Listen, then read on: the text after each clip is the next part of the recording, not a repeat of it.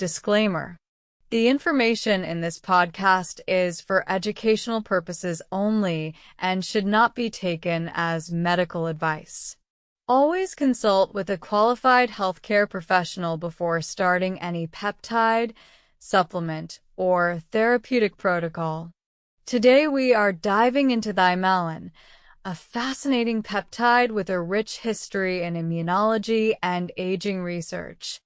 Thymalin is a thymic peptide originally isolated from the thymus gland, which plays a central role in immune system development and function. It is considered one of the earliest thymic peptides studied in the Soviet Union during the 1970s, and it remains of great interest for its reported ability to regulate immune responses, promote tissue repair, and influence longevity pathways. To understand Thymalin, we have to look at the thymus gland itself.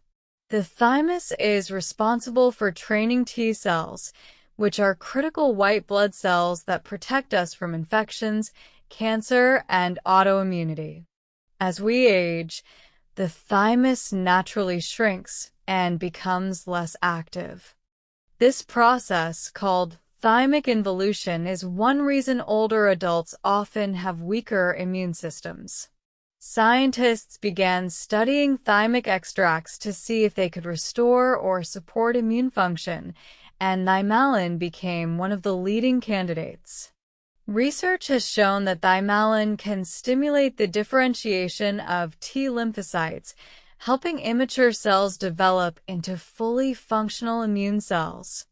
It also appears to normalize the balance of different immune cell populations, which is important because immune dysfunction often comes from imbalance rather than just weakness. In early trials, Thymalin was used in elderly patients, in individuals with infections, and in those recovering from surgery or trauma, with reports of improved immune activity and recovery times. One of the most fascinating aspects of Thymalin is its potential role in aging. Studies out of Russia suggested that Thymalin not only helped immune markers, but also had systemic effects on health span and lifespan. In animal studies, rodents treated with Thymalin showed increases in median and maximum lifespan. Researchers propose that its mechanism may involve resetting or regulating epigenetic markers of aging, particularly through influence on stem cells and the immune system. Another area of interest is its effect on inflammation. Thymalin has been observed to reduce chronic low-grade inflammation, sometimes called inflammaging. This is significant because inflammation is linked to nearly all age-related diseases, including cardiovascular disease, neurodegenerative disorders, and metabolic dysfunction. By promoting balance in cytokine production, Thymalin may help shift the body from a pro-inflammatory state to a more regulated and healthy immune environment. In practical terms, Thymalin has been explored for use in conditions such as respiratory infections, autoimmune diseases, post-surgical recovery, chronic fatigue, and even cancer support. While most of the large-scale research was performed decades ago in Russia, more modern studies continue to investigate its peptide fragments and mechanisms. Some researchers now believe that very short sequences within Thymalin, like dipeptides, may be responsible for much of its activity and could be developed into more refined therapies. Let's talk a bit about how it is administered. Thymalin was originally delivered via injection, often intramuscularly, in short courses of about 5 to 10 days. The idea was not continuous use, but rather periodic resets or boosts to the immune system. Dosing protocols vary depending on the context, but most involve low milligram quantities given once per day for a short period, with potential repeat cycles as needed. What makes thymalin particularly unique among peptides is that it is considered a natural regulator peptide.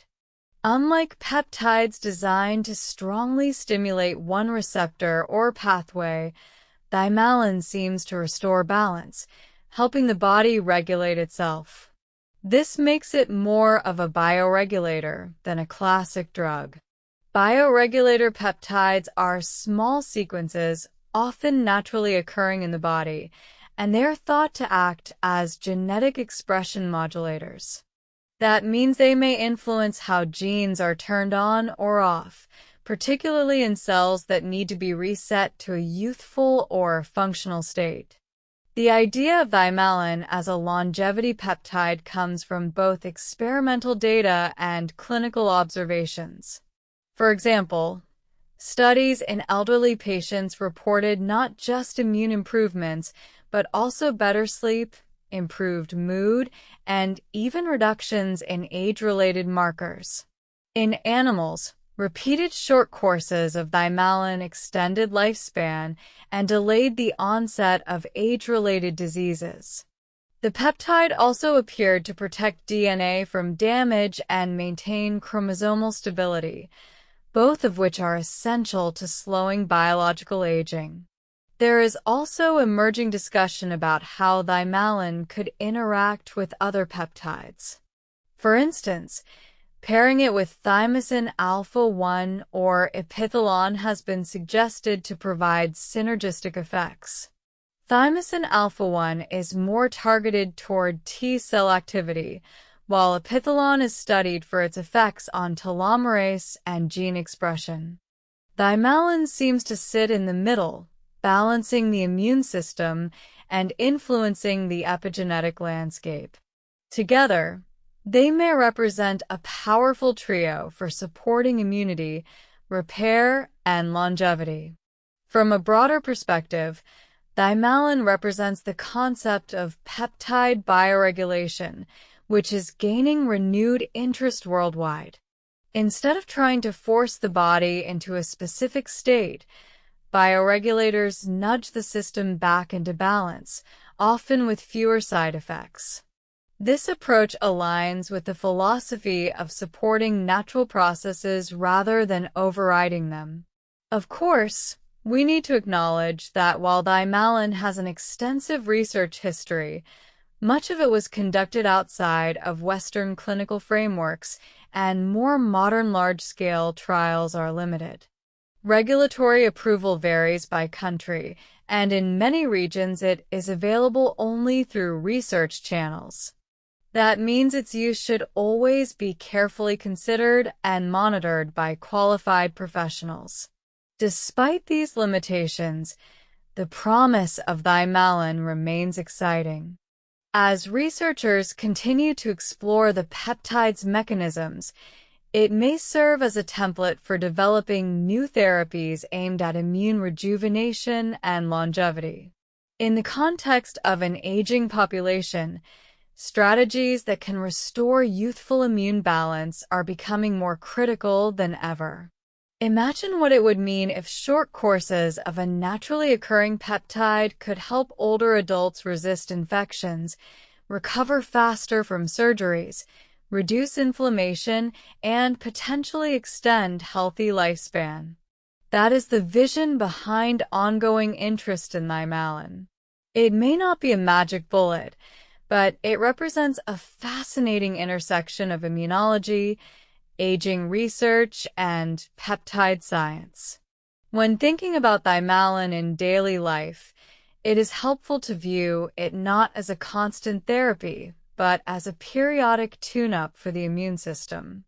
Much like rebooting a computer to clear glitches, thymalin appears to help immune cells regain proper function and restore balance. This metaphor captures the spirit of what scientists hope peptides like thymalin can achieve in the future of regenerative medicine.